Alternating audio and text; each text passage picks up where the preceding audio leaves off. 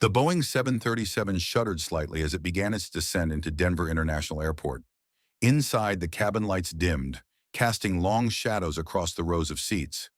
Most passengers were either asleep, engrossed in their phones, or staring blankly out the window at the sprawling landscape below. But for Charles, a successful architect in his late 30s, the last hour had been anything but peaceful. A knot of unease had been tightening in his stomach ever since the drink service began. Charles had boarded the flight in Chicago with a sense of anticipation. He was heading to Denver for a crucial meeting with a potential client, a chance to land a project that could significantly elevate his firm's profile.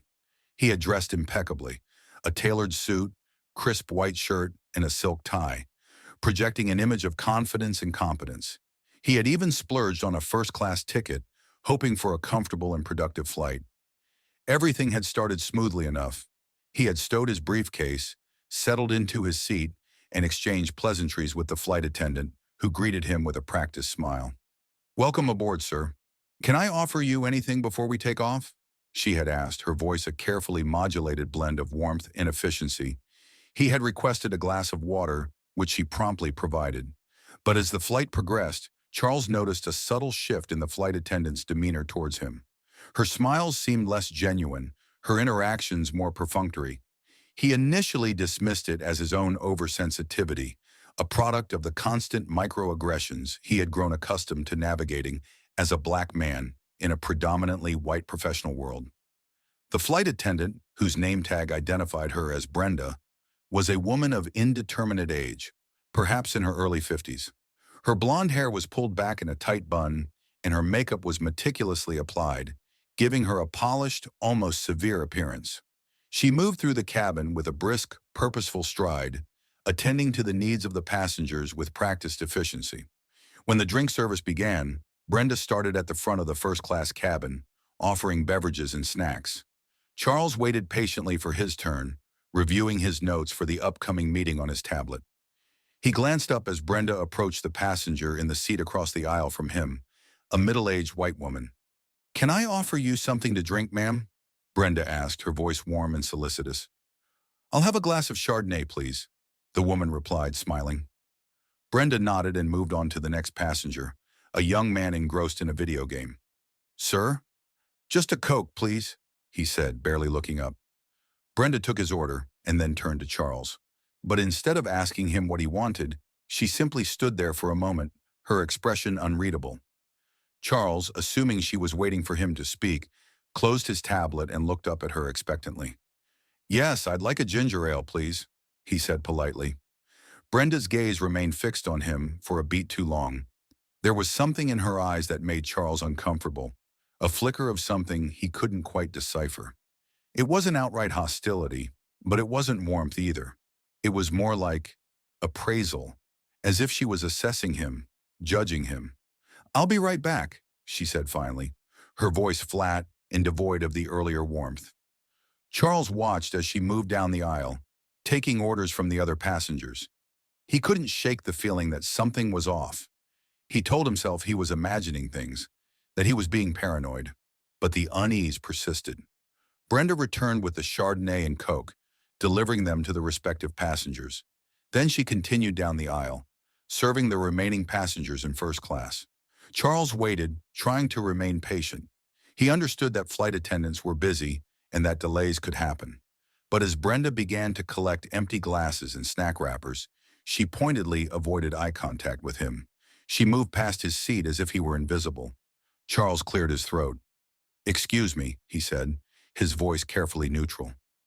Brenda stopped and turned to him, her expression slightly impatient. "Yes? I ordered a ginger ale a while ago," Charles said, trying to keep his tone polite. Brenda stared at him for a moment, her lips pursed. "Did you?" she said, her voice laced with a subtle edge. "Yes, I did," Charles replied, his unease growing. "About 20 minutes ago." Brenda sighed audibly. "I'm very busy, sir. I'll get to it when I can." She turned and walked away, leaving Charles feeling a mixture of confusion and irritation. He couldn't understand why she was treating him this way. He had been nothing but polite and respectful. He tried to tell himself that it was just a misunderstanding, that she was simply overworked and stressed. But a nagging voice in the back of his mind whispered that there was something more to it than that. As the minutes ticked by, Charles watched as Brenda continued to serve other passengers, offering them refills and engaging in casual conversation. She seemed to have plenty of time for everyone else, but she consistently ignored him. Finally, unable to contain his frustration any longer, Charles pressed the call button above his seat. Brenda appeared a few moments later, her expression tight. "Yes," she said, her voice curt. "I'm sorry to bother you," Charles said, trying to remain calm. "But I really would like that ginger ale I ordered. It's been almost half an hour."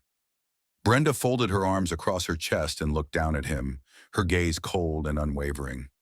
"Sir," she said, her voice low and measured, "I'm going to be honest with you. I'm not comfortable serving you." Charles stared at her, stunned. "What? What do you mean you're not comfortable serving me?" Brenda's eyes darted around the cabin, as if checking to see if anyone was listening. I have a bad feeling about you," she said, her voice barely above a whisper. "I don't feel safe around you." Charles felt a surge of anger rising within him. "That's ridiculous," he exclaimed, his voice louder now. "I haven't done anything to you. I've been perfectly polite. What are you talking about?" Brenda took a step back, her expression hardening. "I don't have to explain myself to you," she said. "I'm the flight attendant, and I have the right to refuse service to anyone I deem a threat to the safety of the flight." "A threat?" Charles repeated, his voice incredulous. "I'm a threat? Because I asked for a ginger ale?" "I'm not going to argue with you," Brenda said, her voice rising. "If you have a problem with my decision, you can take it up with the airline after we land." She turned and walked away, leaving Charles seething with anger and humiliation. He couldn't believe what had just happened.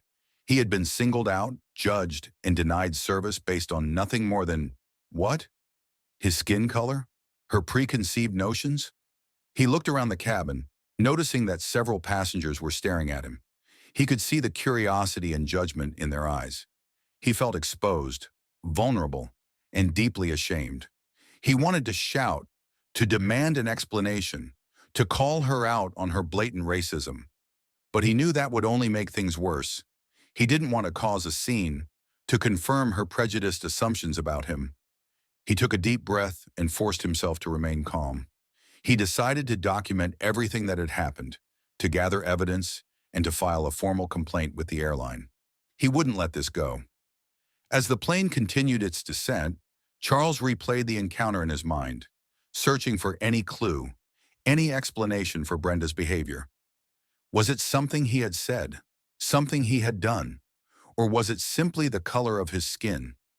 He thought about the meeting he was heading to in Denver, the opportunity to land a major project.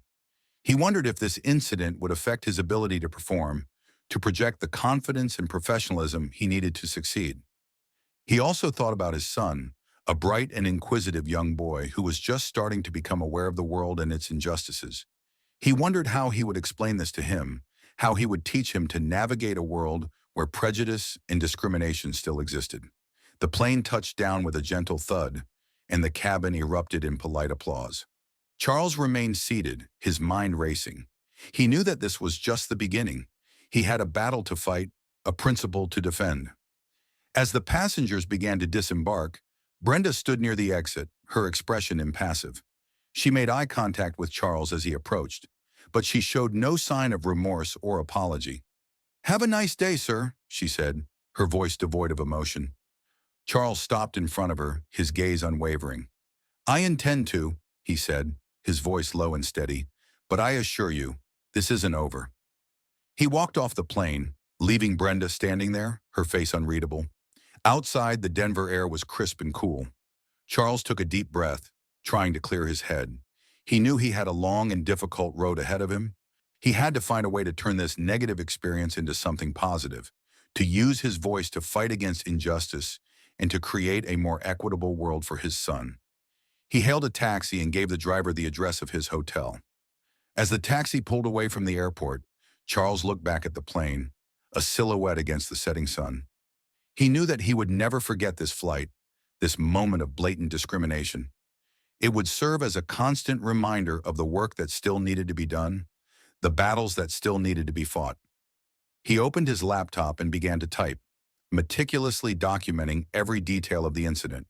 He knew that the truth was on his side, and he was determined to see justice served. But as he wrote, he couldn't help but wonder, what had made Brenda act that way? Was it a deep-seated prejudice, fueled by years of ingrained bias? Or was there something else at play, some hidden factor that had triggered her fear and suspicion? He knew that he might never know the full answer, but he also knew that it didn't matter. What mattered was that he stood up for himself, that he refused to be silenced, and that he used his experience to fight for a more just and equitable world. The taxi sped through the Denver streets, carrying Charles towards his meeting, towards his future. But the shadow of Brenda's prejudice lingered, a dark cloud hanging over his hopes and aspirations. Would he be able to shake it off, to rise above the negativity and achieve his goals? Or would it continue to haunt him, a constant reminder of the racism that still permeated the world? The answer, he knew, was yet to be written. As the taxi navigated the labyrinthine highways leading to downtown Denver, Charles's mind continued to churn. He finished meticulously documenting the incident with Brenda, the flight attendant, on his laptop. He included every detail he could recall, her exact words, her facial expressions, the reactions of the other passengers, even the subtle shifts in her body language. He knew that the more comprehensive his record, the stronger his case would be when he filed a formal complaint with the airline. He also started drafting an email to his attorney, alerting him to the situation and requesting his advice. He wanted to be prepared for any legal ramifications that might arise. He wasn't sure if he wanted to pursue a lawsuit, but he wanted to keep his options open. He glanced at his reflection in the taxi window. The Denver skyline loomed in the distance, a dazzling display of glass and steel. He was supposed to be excited, energized by the prospect of this crucial meeting, but instead he felt drained, emotionally and mentally exhausted. He worried about how this incident would affect his performance. He couldn't afford to let Brenda's prejudice derail his career. He arrived at his hotel, a sleek, modern high-rise in the heart of downtown. The lobby was bustling with activity, business travelers, tourists, conference attendees. He checked in quickly and made his way to his room, a spacious suite with panoramic views of the city. He dropped his luggage on the floor and slumped onto the bed, feeling the weight of the day pressing down on him.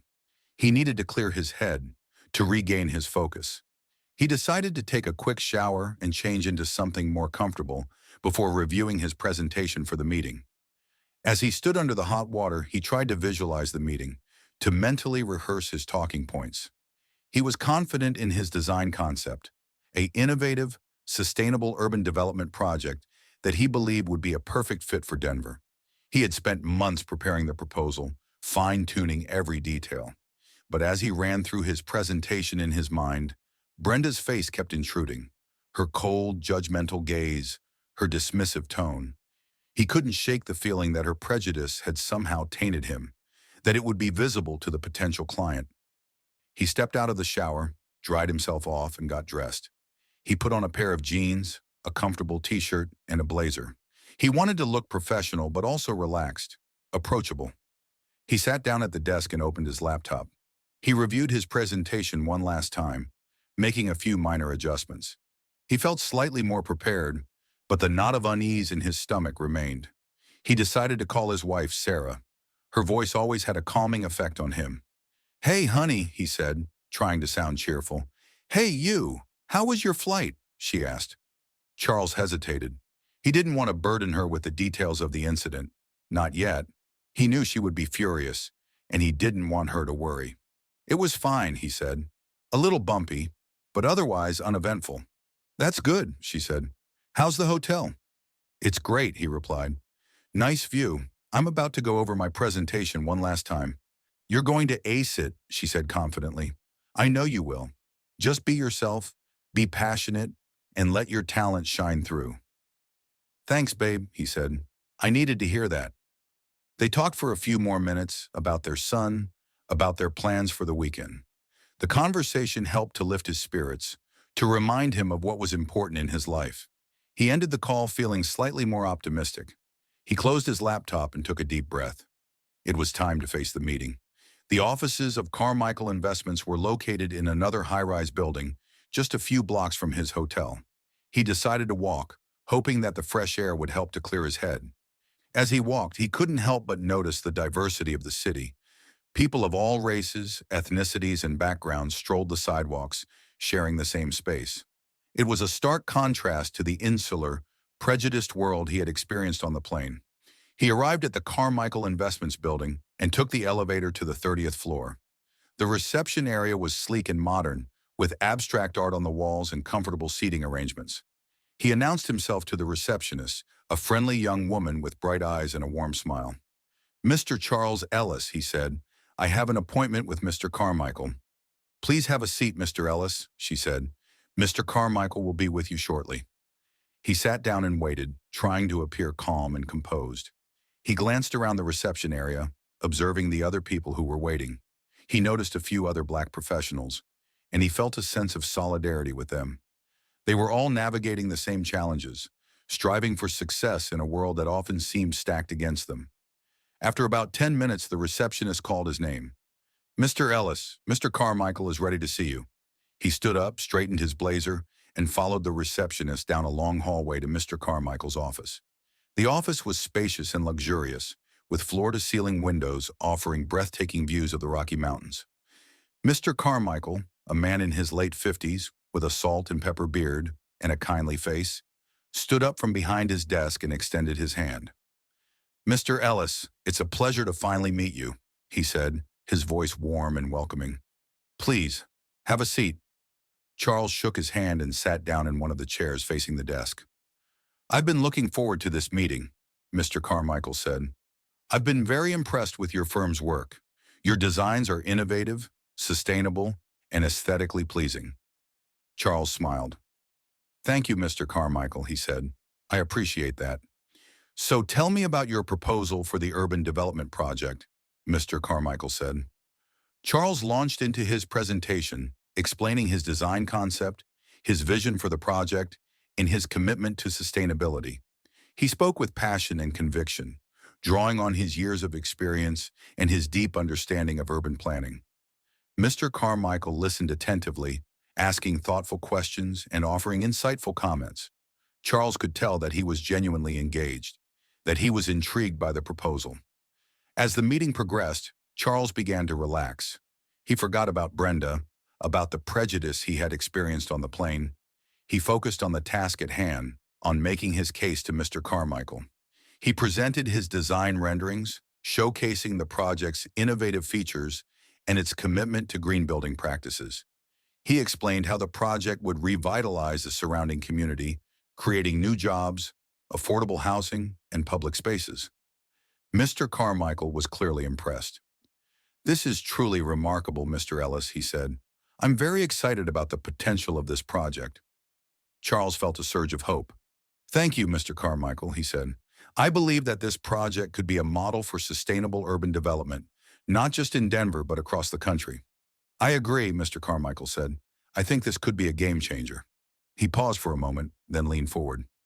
"There's just one thing that concerns me," he said. Charles's heart sank. "What's that, Mr. Carmichael?" he asked, bracing himself for the worst. "I've heard some rumors," Mr. Carmichael said, "about an incident on your flight to Denver. Something about a disagreement with a flight attendant?" Charles's stomach clenched. He knew it. Brenda's prejudice had followed him, threatening to sabotage his opportunity. He took a deep breath and decided to be honest. "Yes, Mr. Carmichael," he said. "There was an incident. I was subjected to discriminatory treatment by a flight attendant who refused to serve me." He proceeded to explain the details of the incident, carefully and objectively.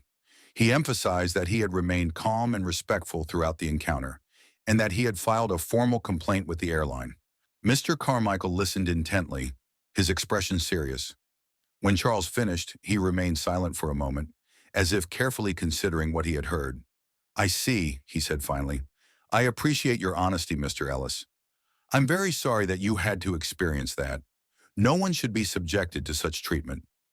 Charles waited anxiously, unsure of what to expect. Mr. Carmichael leaned back in his chair and sighed. "You know, Mr. Ellis," he said, "I've been in this business for a long time.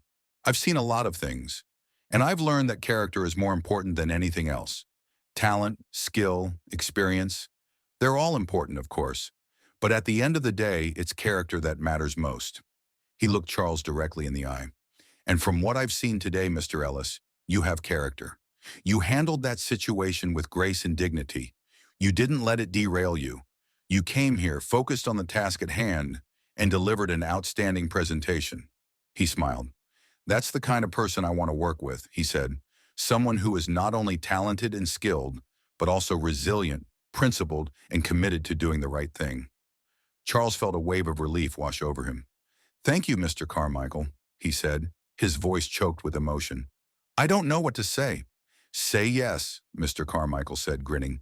Say yes to this project. Say yes to a partnership that could transform this city. Charles smiled. Yes, he said. I say yes. Mr. Carmichael stood up and extended his hand. Welcome aboard, Mr. Ellis, he said. I'm looking forward to working with you. Charles shook his hand, feeling a sense of triumph and vindication. He had overcome the prejudice, the doubt, and the fear. He had proven himself worthy of this opportunity. The meeting continued for another hour as they discussed the details of the partnership and the timeline for the project. By the time Charles left Mr. Carmichael's office, he was buzzing with excitement and anticipation. He walked back to his hotel feeling lighter than air. He had landed the deal. He had overcome the odds. He had proven that prejudice couldn't hold him back. He arrived at his hotel room and immediately called Sarah. I got it, he exclaimed, his voice full of joy. I got the deal. Oh, honey, that's amazing, Sarah said, her voice equally excited. I'm so proud of you. They celebrated over the phone, making plans for a special dinner when he returned home. After hanging up, Charles sat down on the bed and took a deep breath. He had achieved his goal, but he knew that the fight wasn't over. He still had to deal with the airline, with Brenda, with the underlying prejudice that had fueled the incident. He opened his laptop and resumed working on his email to his attorney.